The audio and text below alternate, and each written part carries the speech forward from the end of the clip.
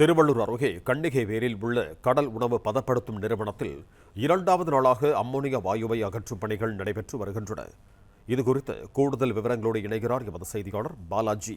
வணக்கம் பாலாஜி, உங்களிடம் இருக்கும் தகவல்களை பகிர்ந்து கொள்ளுங்கள். வணக்கம். திருவள்ளூர் மாவட்டம் பெரியபாளையம் அருகே கன்னிகைப்பேர் கிராமத்தில் தனியார் கடல் உணவுகள் பதப்படுத்தும் தொழிற்சாலையில் அமோனியா வாயு கசிந்து 83 தொழிலாளர்கள் பாதிக்கப்பட்டு 18 தொழிலாளர்கள் உயிரிழந்தனர். இந்த நிலையில் அந்த அமோனியா பதப்படுத்தும் தொழிற்சாலையில் உள்ள அமோனியாவை வெளியேற்றுவதற்கான நடவடிக்கைகள் நேற்று முழுவதும் மேற்கொள்ளப்பட்டது. இந்த நிலையில் நேற்று முழுவதும் காலை 8 மணி முதல் மாலை 5 மணி வரை 2 டன், அதாவது சுமார் 2 டன் அமோனியா வாயுவை டேங்கர் லாரிகளுக்குள் அடைக்கப்பட்டு பாதுகாப்பாக அகற்றப்பட்டது. மேலும் தற்போது இன்று 2வது நாளாக அந்த பைப் லைன்களுக்குள் உள்ள அமோனியா வாயு அகற்றும் பணி 2வது நாளாக தற்போது நடைபெற்று வருகிறது.